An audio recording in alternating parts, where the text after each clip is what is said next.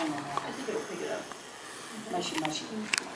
Anyway, I want to report on the Mojave experimental fly-in. It was a huge success.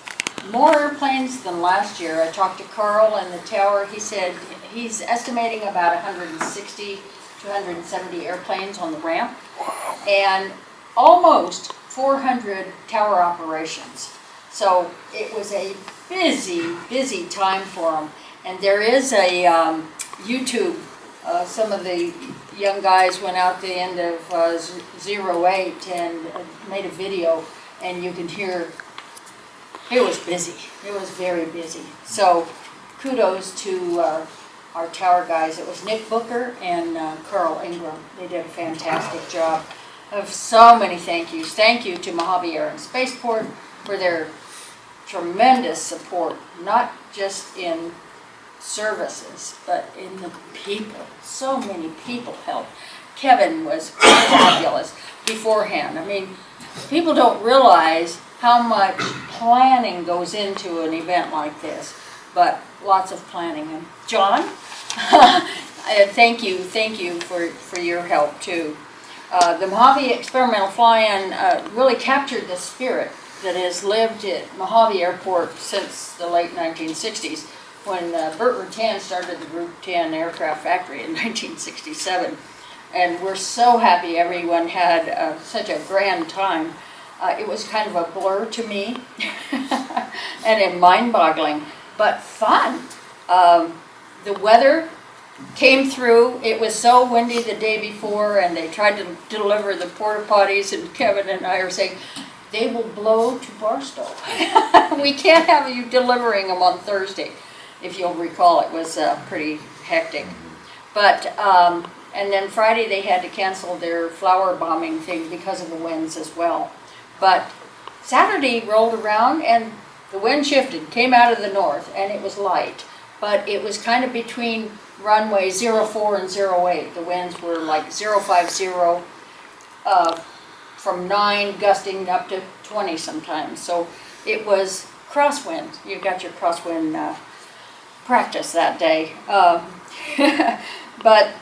And the indoor fly-in Friday night was just spectacular. I mean, those little kids and the big kids had so much fun.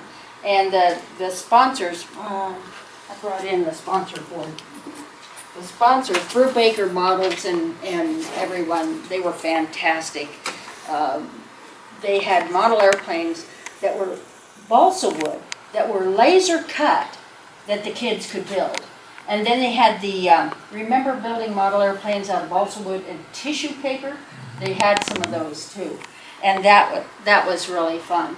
And then they had competition. So, and lots of girls. Allison and I were concerned that would be just little boys. No, there were lots of little girls there.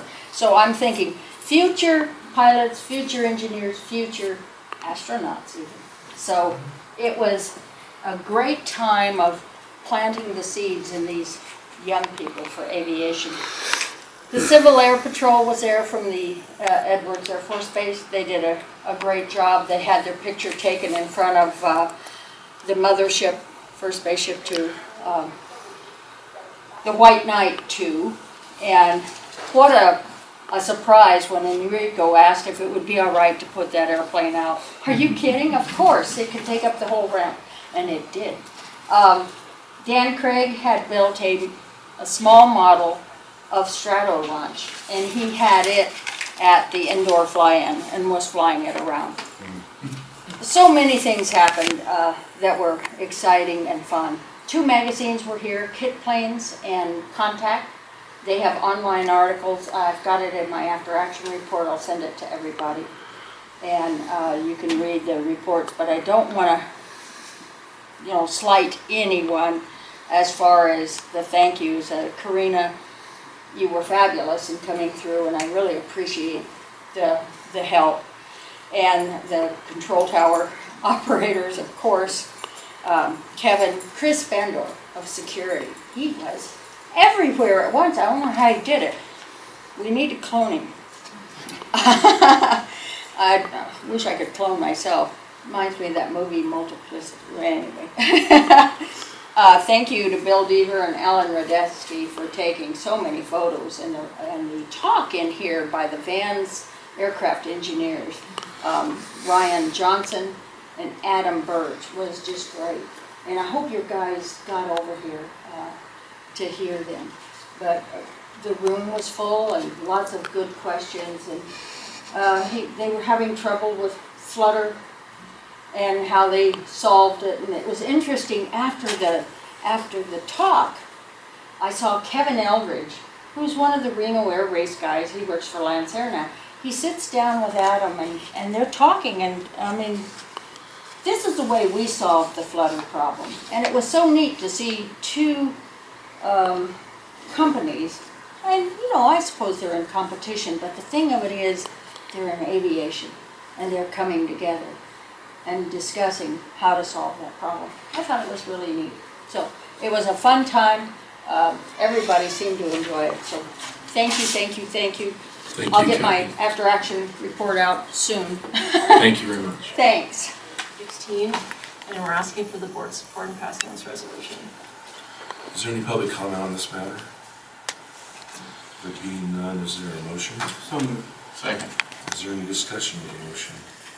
This motion is second. All in favor say aye. Aye. Motion passes. Thank you. Next item, item B, Director Balentine had requested staff to look into the directors potentially attending this upcoming Tehachapi Business Conference, which is scheduled to take place May 12th from 8 a.m. to 3 p.m. We're asking the board to approve this as a director-attended function. The cost appears to be $85 per person for registration, and staff is happy to make the arrangements for registration. I have a question for council. Do we have to approve this if it's been previously approved in the budget? If this specific conference has been already approved, the answer is no. But you have... It wasn't specifically. Right. Gotcha. Okay, thank you. Why do we have to approve it? Because when AB 1234 was passed relating to reimbursement of directors for expenses, it said directors can receive a per diem and expense reimbursement only for those meetings expressly authorized by the board of directors. Well, is this going to He's not getting reimbursed for it. It's going to pay direct. He'll pay direct to his thing. If he's going to get his mileage or any expense reimbursement, you have to approve it. What if it's That's not in there. Or if he gets a per diem, for attending a meeting, the $100 for attending a meeting, that has to be expressly approved by the board. That's not in the resolution. That's not in the thing. All it's in here is $85. It depends on if the board wants to consider this a director-approved meeting. And if that's the case, then there's a list of meetings that we have. I'm not sure if it's directly in the admin code or where we have it documented, where the board can attend specific meetings and get compensated the $100 fee. We don't generally do that, right? When we go to the thing over in Bakersfield, we don't get the $100. Sure. Yeah. Well, we do. Yeah, many of them are compensated. Yeah. That's why I've never gotten compensated. There was one that was on the same day as the board meeting that was earlier this year, so you wouldn't, if it happened, if there's two meetings within the same day, you don't get compensated twice. For instance, SCTP, if you attend that, now you didn't because you attended up in the school, but any other directors, you get compensated for one meeting in those, and you attend the meeting. I have no problem that's on the agenda to approve it. I was just curious what the law was on it. Is there any public comment on this matter? There being none, is there a motion? So are we approving the cost to attend, or are we approving for the sanctioned meeting and travel expenses and everything? What are we approving, or voting? So if this is approved as... It's to approve the conference registration. That's what it says. Yeah, as a director-approved meeting. This is what, as a director? Approve, recommend action, approve the conference registration as an approved director. So that means everything. That would mean compensation for that, mileage, and whatever it's about. Okay. Any public comment on this matter? There being none, is there a motion? Motion, make a motion. I have a motion, is there a second? You can second your own. I'll second it. I'm Okay, just motion. curious if any other board members wanted to attend it. I know Stu is one of the speakers here. Is there any further discussion? I have a motion second. There's no further discussion. All in favor say aye. All opposes. Item C, the Next Generation Suborbital Research Conference. This is held, it was held annually from, I think, 2011 to 2013, and they stopped the conference after 2013. They have the conference again this coming June in Colorado. I was planning to attend this, but I'm kind of cutting back my travel around that time, so John Himes is going to actually attend in my place at the conference. Director Balentine is requested also to attend this conference, and we do get one free registration with the sponsorship that we're already providing to the conference. There is room in the budget, but again, this is another item that... This is a good conference. I would recommend board members to attend this. It's fabulous. I went years ago, but it is a fantastic conference. We have 3 tenants, 4 tenants? I know X-Corps, Virgin, and Master are all presenting. I think some of the others are sponsoring or attending. Is there any public comment on this item? There being none, the recommended action is to approve the conference registration and attendance for Director Balentine. Is there a motion? Motion. I have a motion. I'll second. I have a motion and a second. Is there any discussion or questions from the board? Dave, you ought to go to this. June 2nd, I'm going. It's funny that you say that, and I don't normally tell my vacation plans, but I'm going to be in Colorado Springs. That's Oh. the perfect place. Cool. See you there. Okay, all in favor say aye. Aye. Motion passes. Thank you. Go ahead. Item D, we received an engagement letter from BHK, which has been our audit firm for the past couple of years. They've actually done now our last 5 years worth of audits. And staff would like to re-engage them. Obviously, this is a board hire, the auditor, so it is a board decision. But staff just wanted to comment that we've really enjoyed working with them the past 2 years. We feel like having the continuity with this firm will help speed things along through this audit year. And if approved, we can actually get on their schedule the week of August 22nd. So we're happy to answer any questions. Carrie and Mike are happy to answer questions as well, or make specific comments. Is there any public comment? Before I ask for a motion, I'm Move going to to move to approve. Second. I have a motion and a second. I have no personal heartburn over us renewing with them another year. Although I wasn't, and I think I made that pretty plain, I wasn't real happy with them shutting down on us during tax season when they're supposed to be conducting an audit. I would, however, this will be the 6th consecutive audit from a basis of the year's audited. And I would encourage, and we can talk about this maybe more in our budget process, but I would encourage that we go out to bid next time we're there. I think 5 or 6 years is plenty without taking a look at it. Those are my comments. Are there any other board comments or questions on this? Okay. All in favor say aye. Aye. Aye. Motion passes. Thank you. Item E is the award of contract for engineering services. So one of the requests of the board was that we get all of our contractors under contract or under current contract. And so we've been doing that. We made an effort to do that over the last couple of months. So we started with Mike Brouse's contract, and then we did one contract for Sue. For our civil engineer and our general contractor, we have to actually go out to bid and request RFPs for individuals that want to serve in one of these two roles. For the civil engineer, we actually had 2 responses. Dave Russell, who is he's been our civil engineer here for about 25 years, has responded to the RFP, and then another firm, JT Engineering, had also responded to the RFP. My recommendation is that we engage Dave Russell for another 5-year contract. His fees are significantly lower, first of all. He's got a lot more experience as a civil engineer, and he has a lot more experience specifically here at the airport.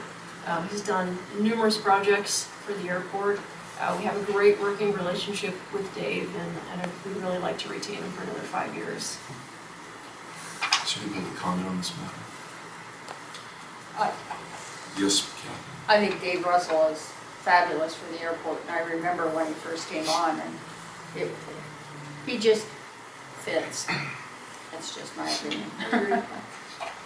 Thank you. Are there any questions of staff? Hangar 210 for quite some time now.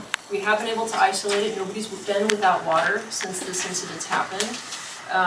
We split this up into 2 different phases. And last month we came to the board and requested phase 1, which is the demolition of the concrete, so we could get in there and see what the problem really was. And that was approved for right around $25,000 to Christensen Brothers. So now that that's exposed and there's just a big hole sitting there on their ramp, we asked the 3 contractors to come back and give us a bid on doing the actual repairs. So the same 3 contractors did the bid, and WM Wiles came in the lowest, even though it's still $52,000. I realize this is a significant expense, and we do intend to capitalize it, but it is something we are obligated to fix because it's part of our main water infrastructure. So we'll ask your approval of the contract for WM Wiles, but if you have specific questions, I'm happy to answer. What criteria besides price did you use in the evaluation of these bids? Experience was a big one, and we've worked with 2 of these 3 companies in the past. Although Christensen Brothers, they did the demolition of the concrete, so we were very happy with their performance. We have absolutely no reason to exclude them going forward. But both WM Wiles and Griffith have done a lot of work at the airport in the past. Who built this in the first place? A company called Brown and Lawrence. They're no longer in business. Were you seeking a refund? Well, I thought maybe we could.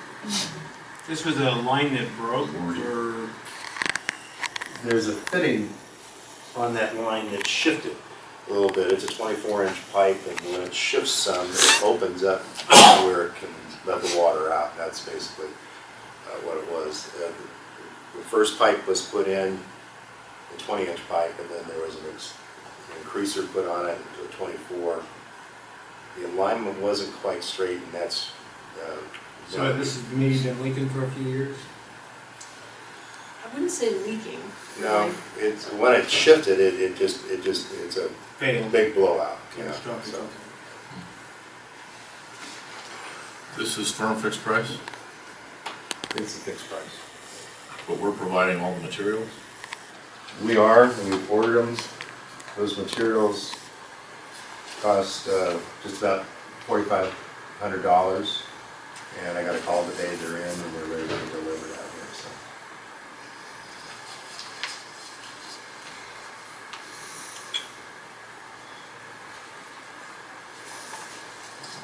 Are the other bids in here?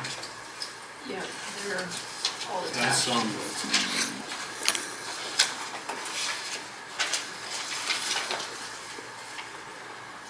Okay, so Griffith didn't break theirs down. I'm just wondering what Griffith thinks is a bigger problem. They were all over the map, even for the phase 1 piece, which was surprising.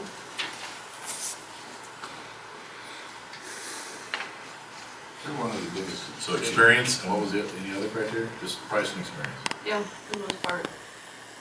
Experience quantitative or qualitatively based? I mean, How do you evaluate experience? we considered it based on similar projects they would have done across the region, but also projects they would have done here for the airport. Our experience working with them. Can they meet deadlines? Can they deliver the right staff that we need to with the right expertise? And you had them submit experience background information? Well, they've worked with us a number of times. So you're basing it on experience here at the airport, not That's general experience? That's right. So they didn't have to provide any substantiation of being able to complete projects on time of these magnitudes someplace else? Lilos has replaced the last 8 valves we've replaced here. They've been the company that's done it. Okay, thank you. Is there any public comment? Are there any further questions of staff and speakers on the board? There being none, I'll entertain a motion. Motion approved, WM Lyle for $53,200. Motion? Second. I have a motion and a second. All in favor say aye. Aye.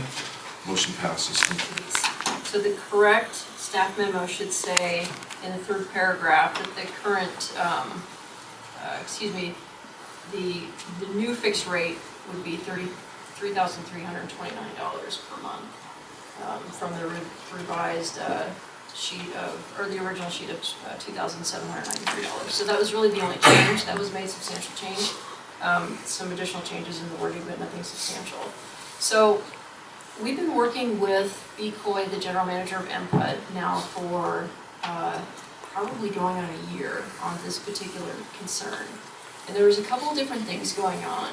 The main one being, when they conducted their sewer rate study in 2013, they made estimates for what the airport would be contributing to the sewer, both in terms of the water outflow and the amount of contaminants and BODs and suspended solids.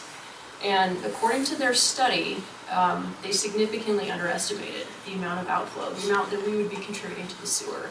So B came to us once he kind of realized, going through some processing and some sludge removal, that there was a lot more that they were collecting than they expected. So he came to us to try to understand how much exactly was coming off of the airport. And they did this by installing an outflow meter to really try to determine the outflow per gallon. But also they conducted a series of samples over the past 6 months now. And the samples have told them that the amount of contaminants that are coming off the airport is actually a lot higher than was originally in their study. So what I've been working with him on, and by the committee's direction, is to come up with a new proposed rate structure for the sewer, for the airport as a whole. And what I was hoping to get, and what I'm actually really satisfied with now at this point, is some sense of a fixed rate. So what's really difficult to predict is if the samples are off the charts one month or low one month, it's really hard to budget for, to understand how much we should be budgeting for sewer in general. So what we've come to is this agreement based on the data that's been collected over the past 6 months. And that would indicate a fixed rate of $3,329 plus a variable rate of outflow over 1 million gallons. So what's attached to the staff memo is the spreadsheet that includes their escalation table, so the rate structure It's per a fixed year. fee, but there's an escalation built into it for each year. That's correct, that's correct. But there is also, every month there will be a variable amount, depending on if our outflow is over 1 million gallons, which we expect it to be, because the past 6 months, the average has been somewhere around 1.2 million gallons of outflow. So if you were to consider that, based on what we've used so far, or our outflow so far, our variable is probably going to be somewhere between $100 and $200 a month. It's relatively minimal, so it's not going to add a huge amount to the total. So really the amount to consider is this $3,329 plus a little bit of fluctuation. So what they've agreed to do is essentially do sampling once a month. And those samples over a 12-month period will help them to determine what the outflow really is on an average, plus what the contaminants are going to be on average for that year. And then at the end of that 12-month period, we'll reassess. They'll come up with a new value based on the amount of pounds of suspended solids and BODs that are in the system. And that new rate will be reflected in this table. So the FY 17-18 calculator will be a little bit different based on what those samples have told us over the previous 12 months, if that makes sense. And the other piece is, what we've requested is that when AECOM comes out and does their next study in fiscal years 18 and 19, that we're a little bit more involved in that process, so that we can help understand what it is we're contributing to the system, but also help our customers and educate our customers a little bit more about what they should be dumping into the sewer and what they should be dumping into the sewer, more or less. So this is the first piece, and we ask your approval to approve this new rate structure. And we're going to continue working on a revised contract, which I think we're coming close to working out some additional language. The reason we're under contract with them is we're actually not part of the district. So the contract was set up back in the 90s, I think, just to have an agreement between the two districts, more or less. So we're revising that contract as well at the moment.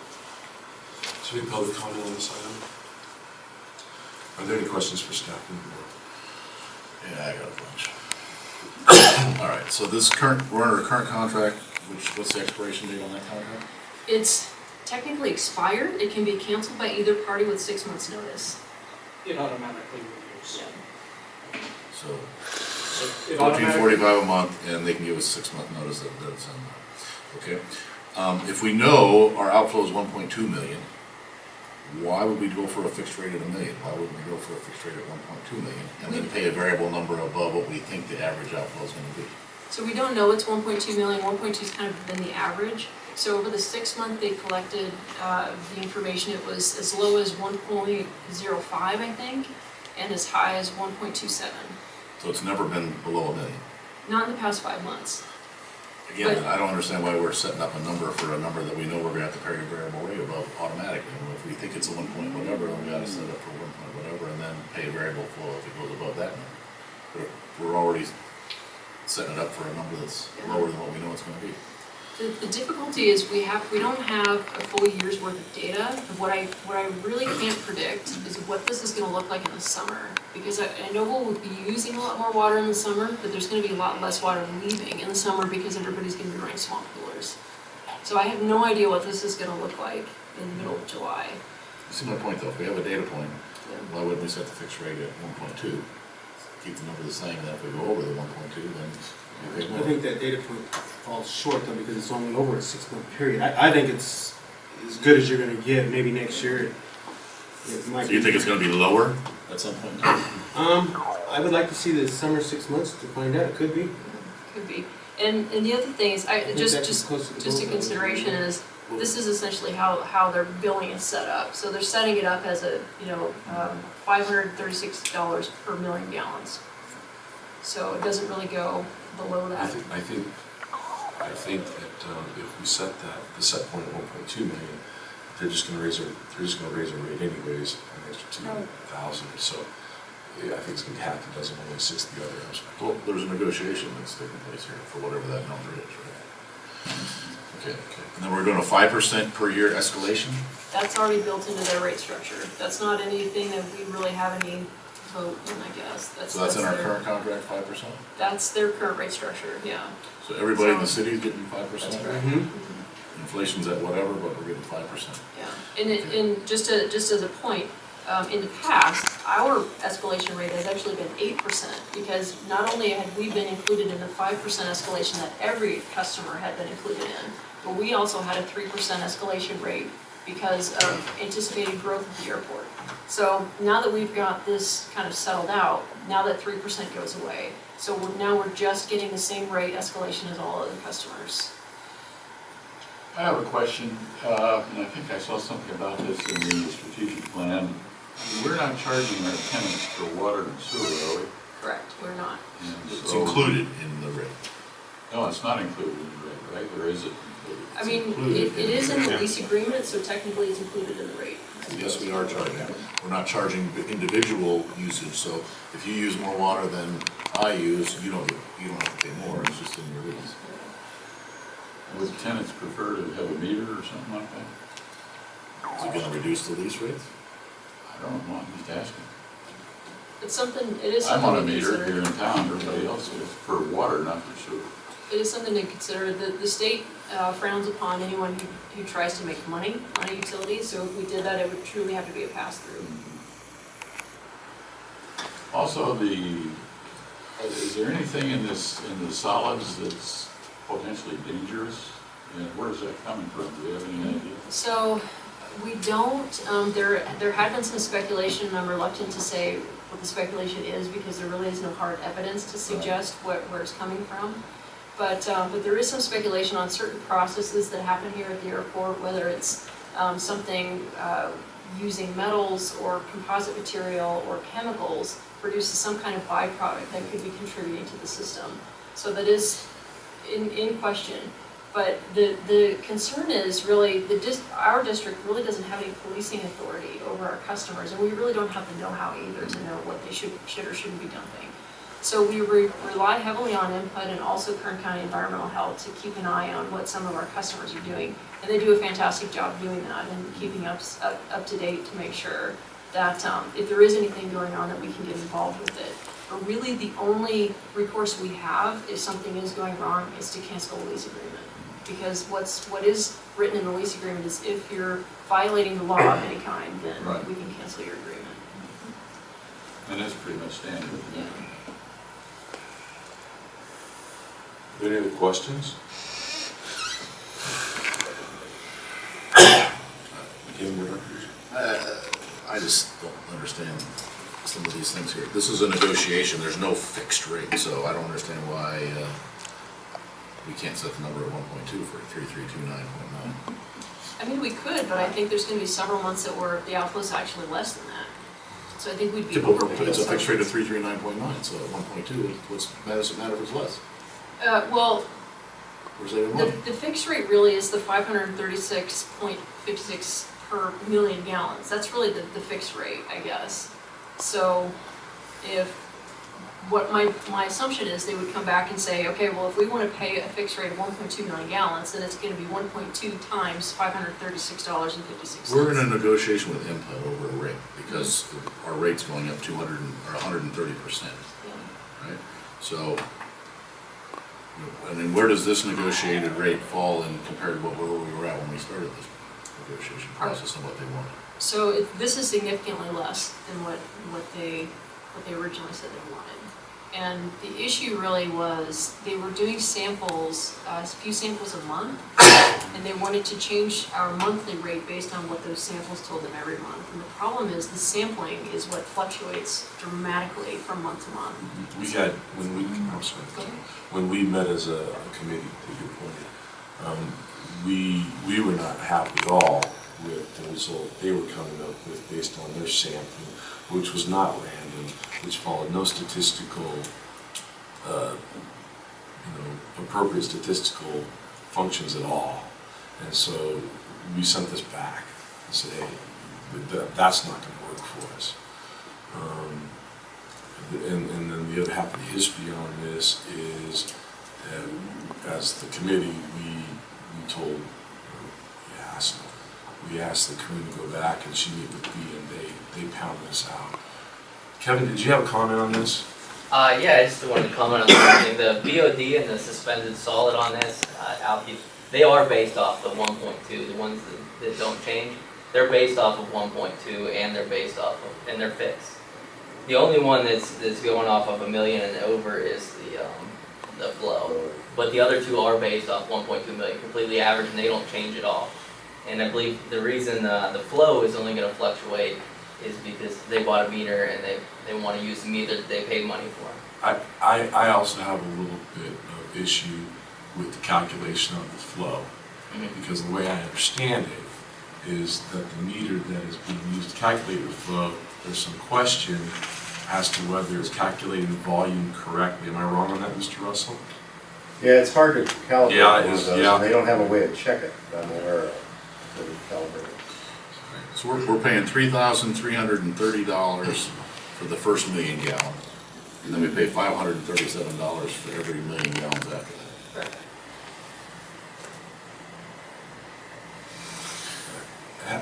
Having said my issues, the offsetting issue, I think, from my point of view, is that while I'm unhappy with how we're coming to some of these numbers, these volume numbers, or not unhappy, I'm not completely 100% satisfied as an appropriate response. I have to temper that with the fact that the utility district is our neighbor. We hopefully are here at Mojave trying to accomplish the same thing, which is to enhance the workforce, enhance the economy, and make things happen both in the town of Mojave and on the airport, for the good of the area and, for that matter, for the good of the state. So I have to temper that. I think what we're talking about here in total is about a 20,000. It's the percentage increase that Dr. Peterson said, but the raw dollar increase is how much? 20,000 and change maybe? Yeah. So I think the question becomes, how much of a fighting match do we want to get in with the utility district and all. So I don't know that it's appropriate or worth it. That's just my thoughts. For MPUD, is there a different rate for a commercial customer versus a residential customer for like the other commercial businesses that are in the area? Yes, they have rates for probably 15 different types of customers.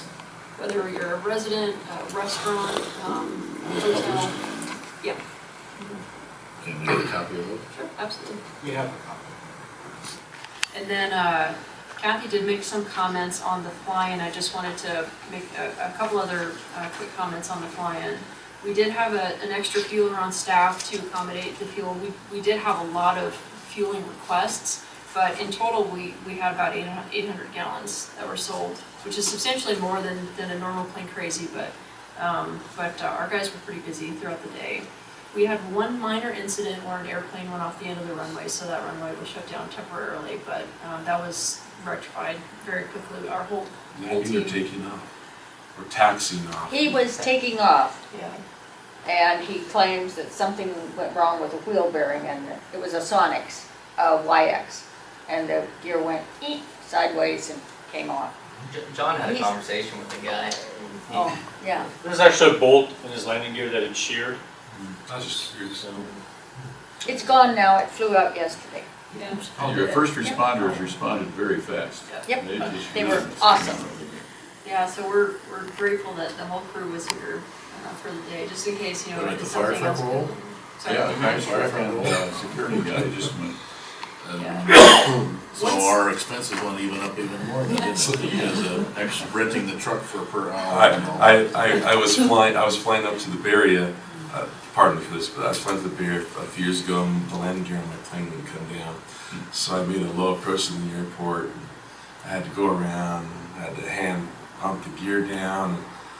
Of course, I was communicating with Tyler, letting him know what was going on, and when I pulled up to a stop, everything was fine. I pulled up to a stop, I had all the emergency equipment, the rest of the airplane. Are you all right? You know, it's like, yeah, guys, it happens once in a while. Sounds like Mojave. So overall, it was a huge success. Very grateful that the crew was all here, and Kathy, tremendous job organizing. I know you played such a huge role organizing it, so we're Thank you. very, very happy you were here. Can we get a breakdown of airport contribution expenses towards the thing, so we can see what they kicked in? Sure, I can give you rough numbers off the top of my head. Okay, I'll provide that next meeting. And then just another quick update on another event coming up. The Intermediate Space Challenge organized by Murray Walker is coming up May 6th. So our team is also involved in helping out with that. Maintenance crew will be available to do rockets for that event. The second page of the CEO report is simply the third quarter budget to actual analysis, and it's really just kind of an overview. I'm not making any requests at this time, but there are a couple of things that I just wanted to point out to the board. We do anticipate, if all goes according to plan, we're actually going to end the year more positive than we expected. Couple reasons for that. Our fuel sales have actually gotten higher over the past couple of months. We've had a lot of F-18s come in over the past They're month or two. thirsty. Yeah, they really are. A lot of hot fuel, so again, really grateful that the crew's here to help accommodate these guys. And then we've had several other fees that are under other revenues that are other license center fees, so anything that's kind of out of the ordinary, that's currently where we're putting that, so that's the bulk of the other revenue in here. Everything else is pretty much in line. The taxes and grants, we're actually getting about $200,000 more in property taxes than we anticipated. It's been kind of steady at around $400,000 per year, but this time around it's a little over $500,000. So we find out what that's about. Is that renewable energy? Right. Yeah, I Could think that's probably a lot of it. And there's more solar and more wind in the area. That has gotten so good that the school district is probably going to become a basic aid district, like it was back before Serrano Freeze, which is very good, very good. That's excellent. On the expense side, the only items that I wanted to highlight. And by the way, 75% is kind of the target number that you're looking for under the percentage of revised budget, because that'll get us through 9 months. So 75% is kind of the benchmark. The maintenance is slightly higher than that, and that's mostly because of the wind events. So we will see that offset when we get reimbursed from AIG on the insurance. What do we think our reimbursement's going to be? It was $160,000 worth of damage. About $60,000 we haven't paid out yet, so we are putting in for reimbursement for $80,000 here in the next month. So looking at marketing, so budgeted 32, up to 57, and we're over 32. So. Actuals today, 32,700. I don't think we're going to hit the 57,000 number. So 101% of original budget. Of original, yeah. The one item that I do want to highlight, I want to be totally transparent about this, because I made an error when I submitted the budget for the first time to the board. So we did anticipate getting grant revenue of about $300,000 from the FAA to make runway improvements, and that was basically 2 years worth of entitlements of $150,000 per year. That grant money was included in the revenue portion of the budget, but for whatever reason I did not include it in the expense portion of the budget. So that would normally go under the capital expenditures, the runway improvements. So the offset is simply not there in the original budget.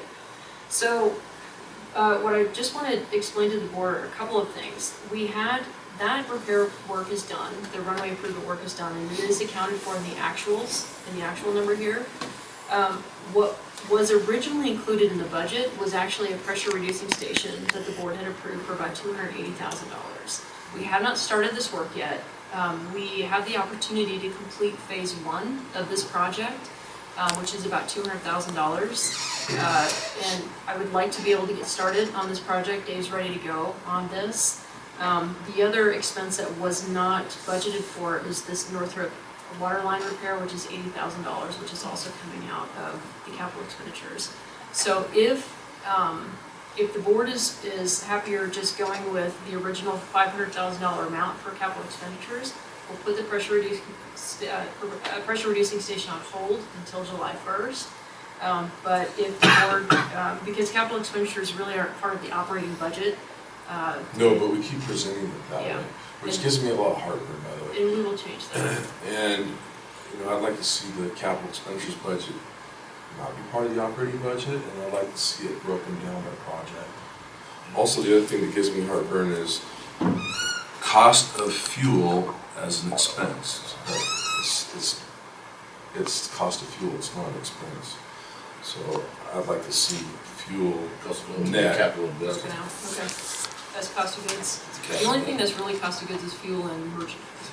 There's $35,000 in the marketing budget we could put towards the pump station. Yeah, that's right. That's right. I think it's got a point. So I guess ultimately the question is, does the board want to see another revised budget, or just if I come to the board May 3rd with the plans for the pressure reducing station, is that sufficient? I mean, overall, the net budget's still going to be significantly higher than we originally, or the net outcome is going to be significantly higher than we originally budgeted. My preference is to leave that up to you, since I don't consider it operating in nature, and we had previously approved that to be done. It's irrelevant whether it's this fiscal year or next fiscal year, from my perspective. Okay. I don't know how the other members of the board feel. Yeah, I'll go with whatever they I want. think if it's within line and we're ready to do it, it's something that needs to be done. Yeah. You're done. Really, the error was excluding the runway improvements. Does that not, isn't that a benefit just to have that valve in?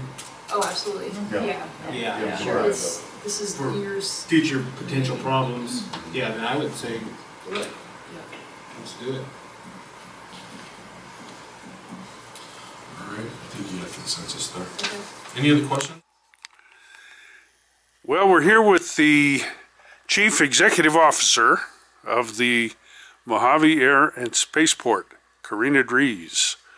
Mrs. Drees took over from Stuart Witt, and now has just come out of a board meeting where she reported to her directors that she's going to show a little bit of an increased revenue for the airport, and why? Why are you going to have more money than you thought?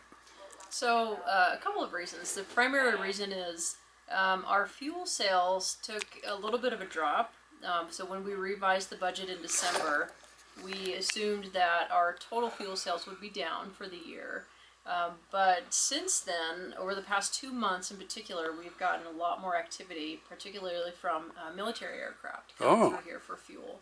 So our fuel sales have actually, they won't beat the original budget, but they've increased from our revised budget. So that's the primary reason our revenues are going up. We've also had some increase in what we consider other revenues. So from time to time, the airport, folks will access the airport. That's just for one-time use, and so those kind of services also have increased. I see. And the increase doesn't come from raising rents or anything like that. It's just been from people making the spaceport more popular, visiting, coming by, and stuff like that. That's correct. I see. What do you see as the future as we commercialize space and Maston and these other companies, Virgin Galactic, are building their plans here and their prototypes here? What's your gut feeling about the expansion of this airport? So my objective really is to continue the vision that Stu created here for us, which is to create an environment here where the commercial space companies can have a place to test freely, to test their products and set up their businesses in a pretty safe, structured environment. And the new space industry is actually our fastest growing sector. So from a business perspective, aerospace consists of about 70% of our rents and leases revenue, and about half of that is now coming from the new space industry. So traditionally, this airport has served customers across the board, in industrial, aviation, and aerospace, but that aerospace has primarily been DoD aerospace. And in 2004, after the X Prize was won, a lot more companies started to become interested in Mojave because Mojave had now become a spaceport. So it's no longer Mojave Airport, it's Mojave Air Spaceport. So my goal over the next several years is to try to recruit even more companies that are focusing on new space industry, and to really try to take advantage of the spaceport license that we received from the FAA in 2004. So in really the short and long term, this is kind of our focus area. There's a lot of competitive advantages here in Mojave, even though there are now 10 licensed spaceports across the country. There is a reason that folks continue to come to Mojave to set up their businesses, and I think it's because of those competitive advantages that we offer here. Well, weather too has got to be high up on the list because we have so much sunshine and Absolutely, and wind. Wind is usually pretty friendly for flight tests. Sure. Well, on your resume, which I read, you have marketing for MIT and or for some projects at MIT. What was that all about? I did an MBA program at MIT, and while I was a student there, I was involved in several different organizations. One of them was kind of a more entrepreneurial organization where we had a clothing business on campus. One of them was an organization that helped to link the business side of campus with the engineering side of campus. But my primary focus in my second year was running the entrepreneurship competition. So that's what I spent a lot of my time doing. Instead of focusing on academics, I was spending a lot of time running that competition for campus. Well, that strikes a responsive chord with my wife and I. Our son is getting his MBA. In fact, he just got it last week in pharmaceutical up at the University of Washington. Oh, excellent. So we know a little bit about MBA programs and stuff like that. So the future looks bright for Mojave and the Air and Spaceport. Yeah, absolutely. Our hangars are 100% occupied. Wow. We've got a growing wait list. At any given time, we've got 20 people waiting for hangar space. Sure. We've got land available for building, but that's about all we can offer at this time until we have buildings available for rent. Mm-hmm. Are there plans by Kern County to help in any way to invest and then reap sales tax from? Not from Kern County that I'm aware of, that we've discussed with them. There are some grant programs within the state and federal government that we're looking into as a possibility to build more infrastructure. But it really kind of depends on what those grants are geared toward. What we really need is hangars. That's what our tenants and our future tenants are looking for, is hangar space. What does it cost to build a hangar? It really depends. From a really basic model that could store, maybe a Cessna would cost something like $50,000, but for a much larger hangar that you might need for a 747, for example, that's a multi-million-dollar hangar. It really depends on what the specifications are. So, it's anywhere from, the hangars that have been built here recently is anywhere from, $50,000 to $10 million. Everything in between. That's what makes Mojave so unique, is we are a general aviation airport. So we cater to the general aviation community, but most of our business is actually in the business sector. Most of our rents and leases is in the business sector. So a lot of the new folks that come here are looking to build a hangar for business purposes. Sure. Well, you have some great ones, some famous names out there, that's for sure, and likely they'll attract people.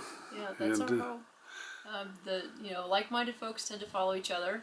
Yeah. So, the people who are interested in the space industry that have the money to actually fund it initially, they tend to follow each other and look for kind of the locations where it makes sense to set up their business. Sure, and I read that Stu Witt, the immediate past CEO, is now on the X-Corps Board of Directors. So he had been considering joining their board of advisors. Their press release was a little premature because that agreement was not, my understanding anyways, that agreement was not finalized. I see. They were hoping maybe. That's true, yeah. I see. So, but still, you've got a great ambassador out there all over the place for Mojave and for what he did here. Yeah, we really do, and we're grateful to have the relationship. And me personally, I'm grateful to have that ongoing relationship with him. He will continue to be a fantastic resource for me and for the airport here, and a huge advocate for the commercial space industry. So he's a real asset all the way around, not only for us but for the industry at large. Yeah, here for that. Yeah, well, best of luck in your tour of duty here, and if the Roseman News can help you in any way, call. We're happy to do it. Yeah, we really appreciate Roseman's support, the community's support in our area. I don't think we could do what we do out here without the support of the community, so we greatly appreciate it. All right. Thank you. Thank you. Mm-hmm.